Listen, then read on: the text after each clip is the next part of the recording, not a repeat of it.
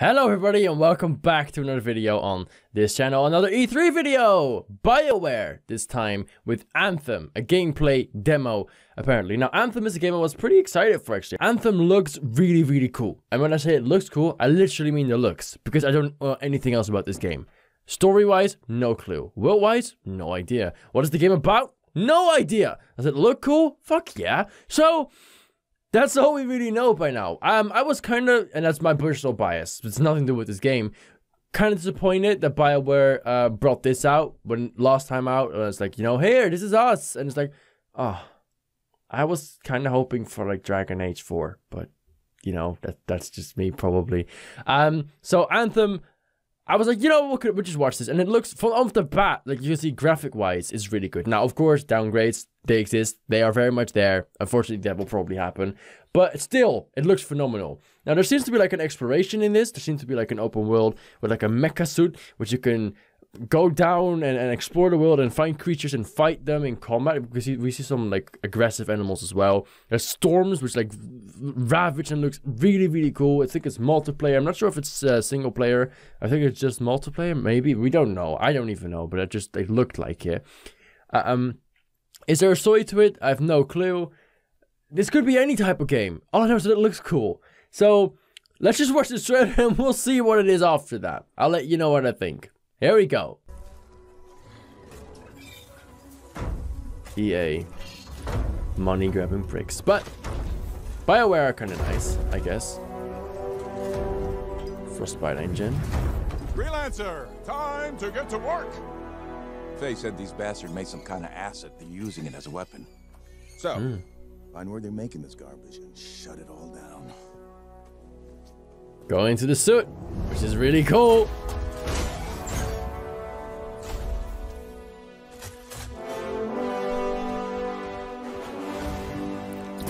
And again, it looks really nice. Look at the like wildlife in the world. It's so good looking. It's really cool. So it does seem to be single player right here, because it's single player, right? What's the plan here? Picking up loads of scars nearby. I don't think it is. Take a look around the area, but be careful. Or is it? I am not sure.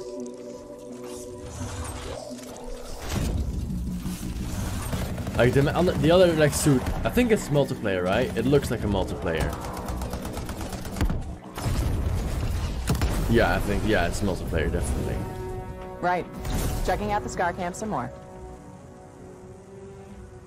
Look at all the weapons! Oh, and the turrets! Better move quickly.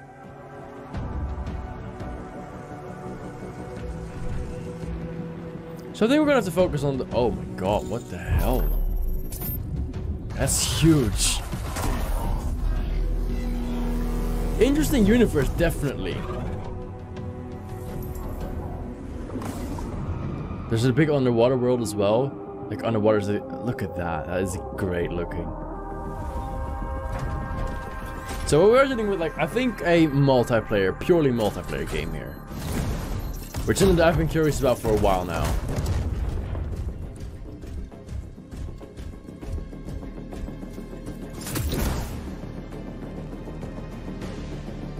There's a Shaper relic. Wait, something's odd. Get a closer look, would you? See those radiant pieces of energy? They're echoes from the Anthem of Creation. Loads of scars nearby. Be careful. I don't know what that means. Enemies though.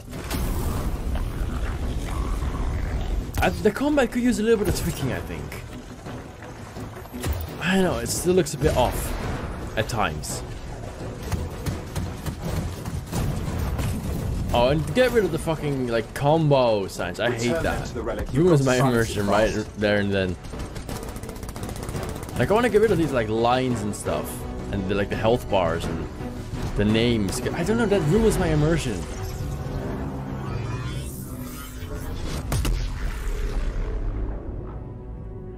It's gone silent. Disaster averted. Do you think we get a bonus for... Wait, something's happening. What the hell was that? I think that was whatever laid all the eggs around here. The sound came from below your position. Okay. Eggs. Giant On the plus creature. side, this definitely counts toward hazard pay. There's a trail of this acid gunk leading down. Follow it, and we should find the source.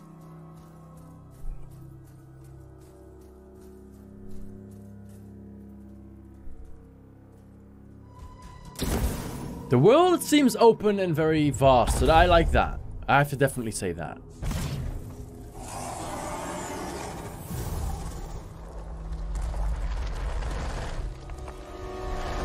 Oh wow, that is some creature right there.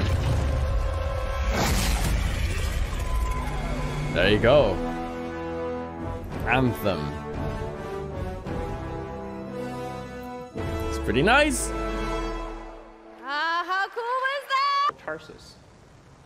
And this is a single player experience.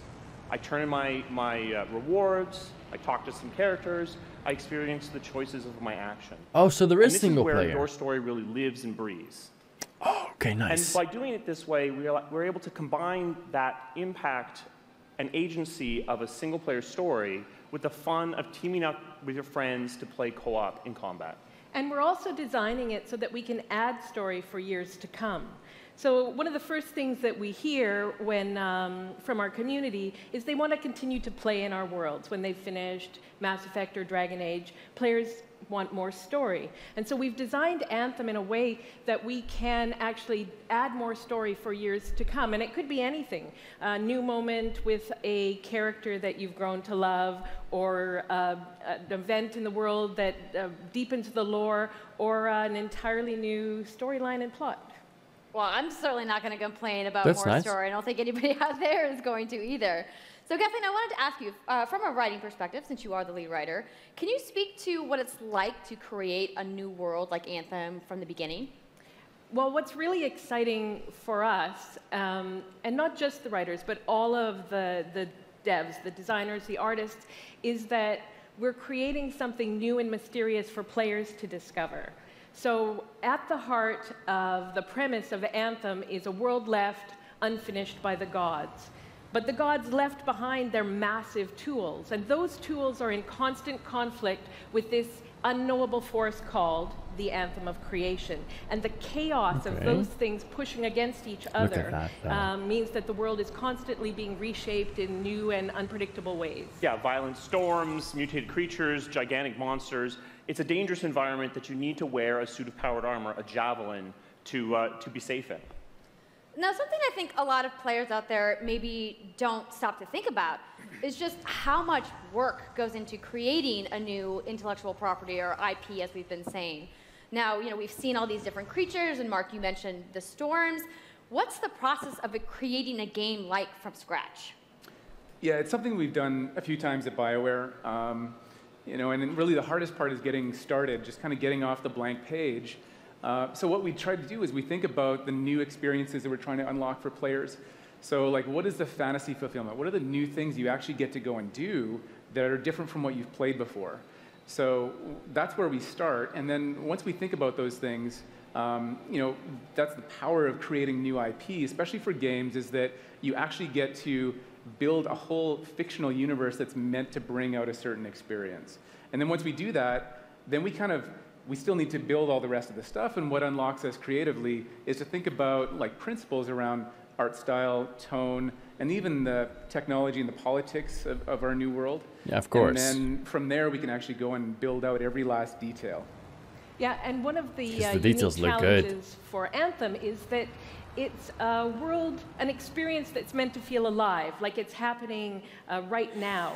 And so the world is always changing, whether the storms, seasons, and yeah, it's a really great concept to write for, because what it means is it gives us the opportunity to drop into the world, almost in real time, a dramatic event that changes the world for everyone.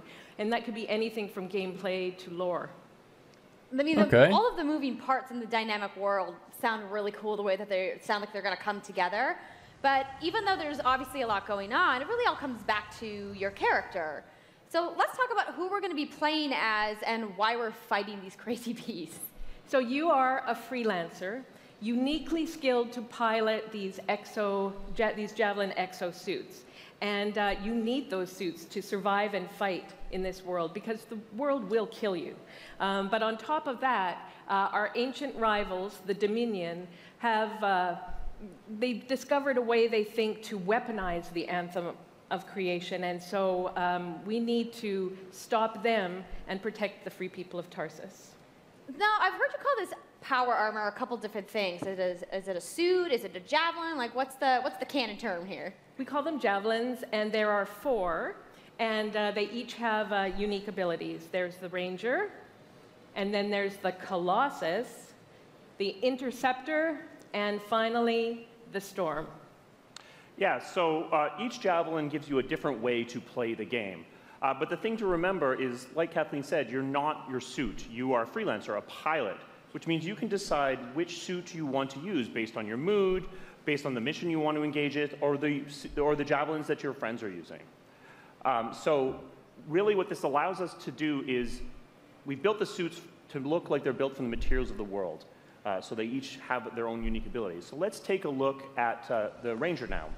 The Ranger is a more generalized suit, so far. Able to do a lot of different things, really designed for up-close and personal combat, one-on-one for the most part.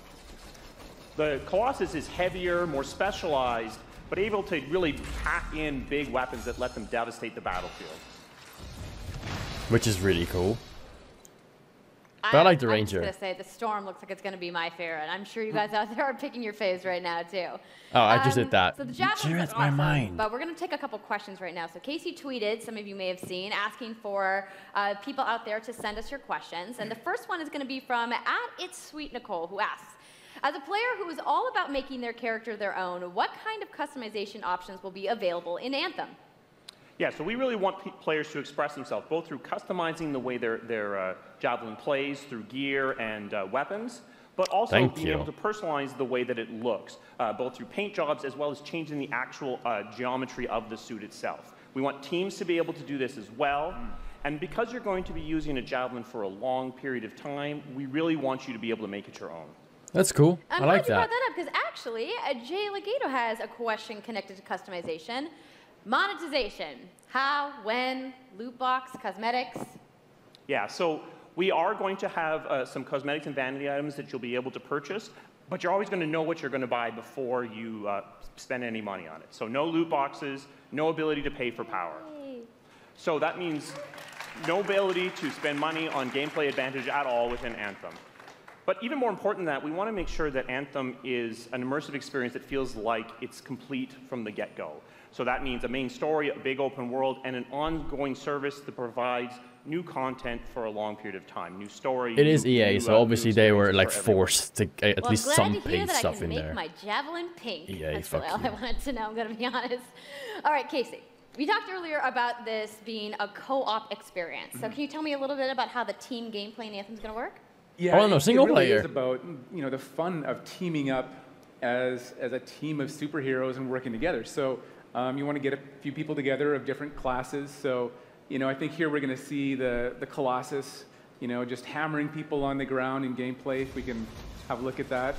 So heavy artillery, being really strong, you know, in melee combat. And then here you've got the Ranger shooting down from above. And then they're using combos and special abilities and stuff like that. But what I love is you don't just run around, you're swimming and flying as well.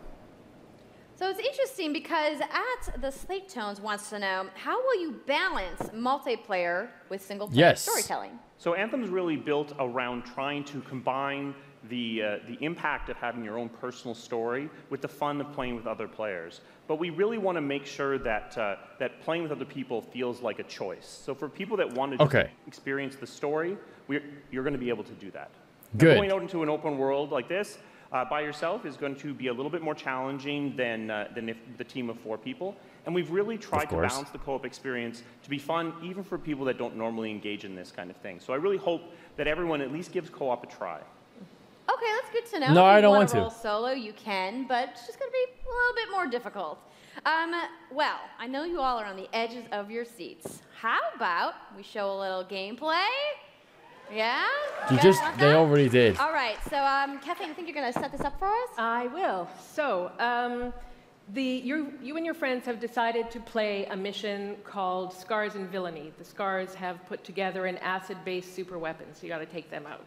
So you start in the Strider, which is like a giant walker, and it's your forward base of operations. Yeah, we just seen this, so this is basically edited in a way that's already done. Faye and Owen, and you'll hear Owen. He's going to talk us through the mission as we experience it here.